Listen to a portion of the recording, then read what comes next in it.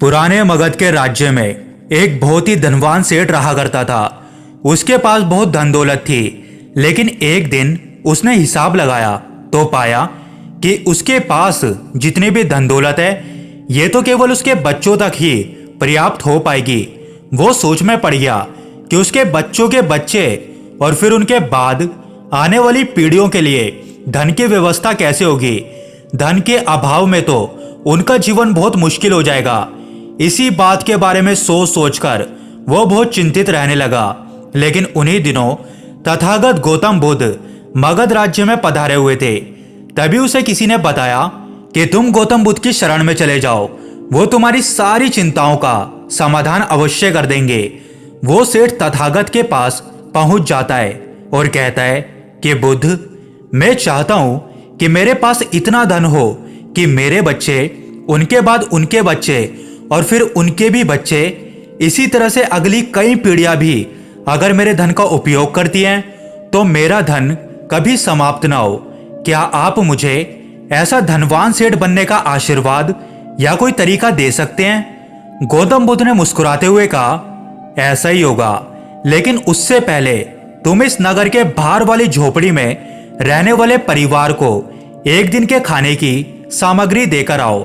यह सुनकर सेठ बहुत खुश हुआ और तुरंत ही एक दिन के खाने की सामग्री से भरा हुआ थैला लेकर नगर के बाहर वाली कुटिया में पहुंच गया। वो जैसी कुटिया के अंदर गया तो उसने देखा कि कुटिया के अंदर एक बूढ़ी सास और उसकी जवान बहू है।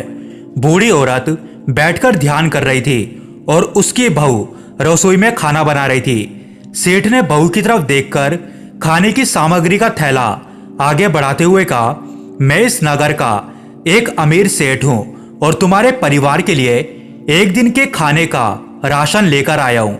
यह सुनकर बहू ने मना करते हुए कहा, लेकिन हमारे पास तो आज के खाने की व्यवस्था है। यह सुनकर सेठ ने कहा, तो इससे कल के खाने की व्यवस्था हो जाएगी, इसे रख लो। उस औरत ने कहा कि माफ करें, लेकिन हम अगले दिन के लिए कुछ भी इकट्ठा नहीं करके रखते। हम रोज के खाने की व्यवस्था रोज ही करते हैं। यह सुनकर उस सेठ ने सोचा कि एक ये लोग हैं जो अपने कल के लिए खाने का सामान भी इकट्ठा नहीं करते, और एक मैं हूं जो अपनी आने वाली पीढ़ियों के लिए धन इकट्ठा करने की चिंता में मरा जा रहा हूं। अब उसको समझ आ चुका था कि आखिर गौतम बुद्ध ने उसे उस घर में आने को क्यों कहा था। अगले दिन सुबह होते ही वो सेठ फिर से गौतम बुद्ध के पास पहुंच गया और बोला, आप जो भी मुझे समझाना चाहते थे बुद्ध, मैं वो समझ चुका हूं, लेकिन क्या आप मुझे थोड़ा विस्तार से बताएंगे कि चिंता क्या होती है, ये कैसे पैदा होती है, और इस चिंता से मैं अपने मन को ग्रसित होने से कैसे रोक सकता हूं। तथागत ने कहना शुरू किया कि कल के लिए किए जाने वाली चिंता हमारे कल को बदले या ना बदले, लेकिन वो हमारी आज की खुशी जरूर छीन लेती है।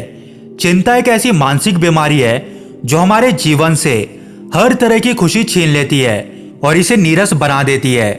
असल में चिंता का कोई वास्तविक स्वरूप नहीं होता है। चिंता एक ऐसा भाव है, एक ऐसा विचार है जो आने वाले भविष्य के डर से पैदा होती है। जिन चीजों के ऊपर हमारा कोई नियंत्रण नहीं है, जिनके लिए हम कुछ भी नहीं कर सकते, उन चीजों के बारे में बार बार सोचना ही तो चिंता है। गौतम बुद्ध ने आगे कहा, जरा एक बार गहराई से सोचकर देखो कि जिन चीजों पर तुम्हारा बिल्कुल भी नियंत्रण नहीं है, जिन्हें तुम चाहकर भी नहीं बदल सकते, अगर उन चीजों के बारे में तुम पूरा दिन ना भी सोचो तो क्या ही बिगड़ जाएगा। यह सुनकर उस सेठ ने पूछा कि बुद्ध, आपके कहने का अर्थ यह है कि हम किसी भी चीज या घटना के बारे में सोचना ही छोड़ दें?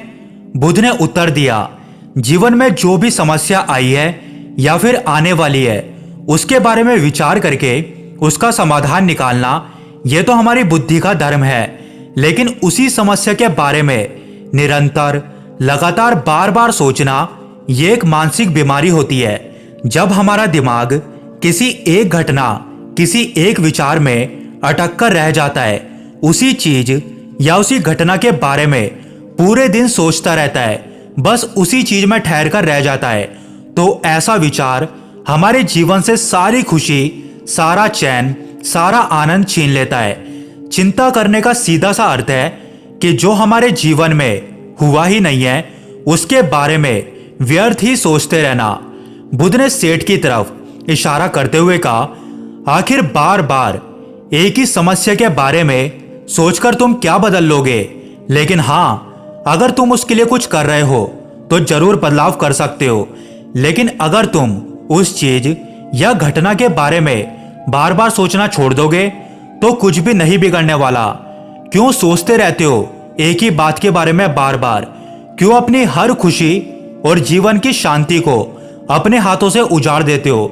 लोग भविष्य की जिन घटनाओं के बारे में सोच सोचकर परेशान होते रहते हैं, उनमें से ज्यादातर घटनाएं तो उनके जीवन में कभी घटती ही नहीं है। चिंता करने से तुम्हारे आने वाली समस्याओं का समाधान नहीं होने वाला, लेकिन तुम्हारे आज का सुख चैन जरूर चला जाएगा। तुम एक बात महसूस करना कि चिंता से भरा तुम्हारा कुछ समय तुम्हारे पूरे दिन की मेहनत से भी ज्यादा तुम्हें थका देता है। असल में जब कोई घटना वास्तविक जीवन में घट भी जाती है तो भी वो हमें उतना दुख नहीं देती जितना हमने उसके बारे में अपने मन में सोच सोचकर खुद को दुखी किया होता है। तथागत का उपदेश सुनकर सेठ ने बुद्ध से पूछा कि हे बुद्ध, तो फिर आपके अनुसार जीवन जीने का सही तरीका क्या है? बुद्ध ने उत्तर दिया कि बीते हुए कल का दूसरा नाम पश्चाताप और उदासी है और भविष्य का दूसरा नाम है संघर्ष।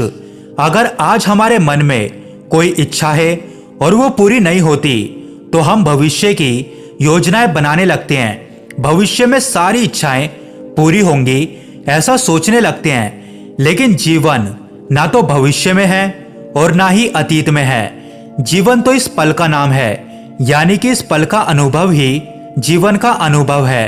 और हम ये सब जानते हुए भी इस सत्य से अनजान बने रहते हैं। या तो हम बीते हुए समय की यादों में खोए रहते हैं या फिर आने वाले समय की योजनाएं बनाते रहते हैं और हमारा पूरा जीवन इसी में बीत जाता है। सिर्फ एक सत्य अगर हम अपने जीवन में उतार लें कि हम ना तो बीते हुए कल को बदल सकते हैं और ना ही आने वाले भविष्य को देख सकते हैं। हम तो केवल पूरे धैर्य और साहस के साथ भविष्य का स्वागत कर सकते हैं, उसे स्वीकार कर सकते हैं। यह सुनकर सेठ ने कहा कि बुद्ध, बात तो आप ठीक ही कह रहे हैं, लेकिन कितनी भी कोशिश क्यों ना कर लें, चिंता तो होती ही है। ज्यादा नहीं तो घर परिवार की चिंता तो रहती ही है। बुद्ध ने उत्तर दिया कि चिंता होना तो स्वाभाविक है, लेकिन उस चिंता को चिंतन में बदलना हमारा काम है। चलो तुम्हें एक बात सुमिरन करवाता हूं जो तुम पहले से ही जानते हो। तुम्हारे आने से पहले भी ये संसार था, ये समाज था, परिवार था, और जब तुम इस दुनिया से चले जाओगे तब भी ये सब कुछ यहीं रहेंगे। तुम्हारे आने और जाने से कुछ भी नहीं बदलने वाला। वैसे भी तुम्हारे आने से पूर्व और जाने के बाद का समय तुम्हारे हाथ में है ही नहीं। तुम्हारे हाथ में है केवल वो समय जिसे तुम अभी जी रहे हो, वो समय जिसमें मैं अभी तुमसे बातें कर रहा हूं, तुम मुझे सुन रहे हो। बस यही तुम्हारे हाथ में है और हर बार तुम्हारे हाथ में बस इतना छोटा सा ही पल आता है और फिर वो हमेशा के लिए गायब हो जाता है। तो तुम इस पल का क्या करोगे? चिंता करके उसे बर्बाद कर दोगे? मैं तो यही कहूंगा कि हर इंसान को चिंतन करना चाहिए।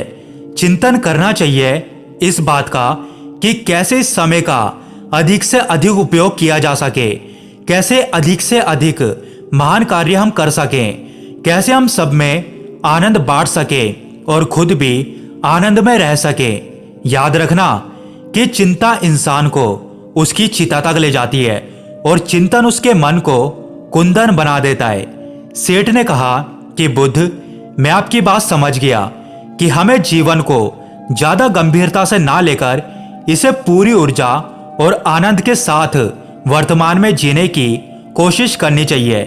सेठ ने आगे पूछा, लेकिन अगर कोई इंसान चिंता से घिर चुका है तो वो उससे बाहर कैसे निकले?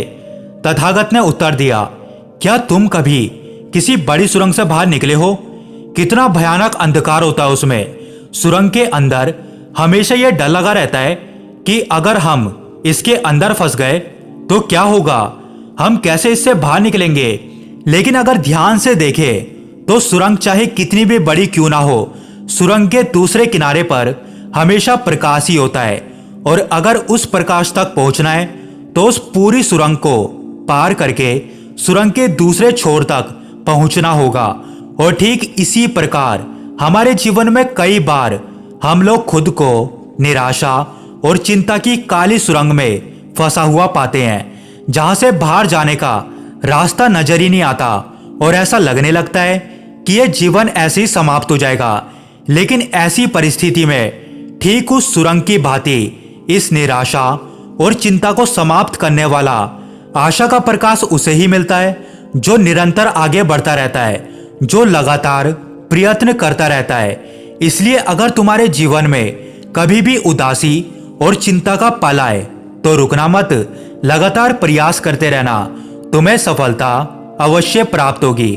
अब तक वो सेठ गौतम बुद्ध की सारी बातें समझ चुका था। उसने बुद्ध को धन्यवाद दिया और उन्हें प्रणाम करके वहां से चला गया।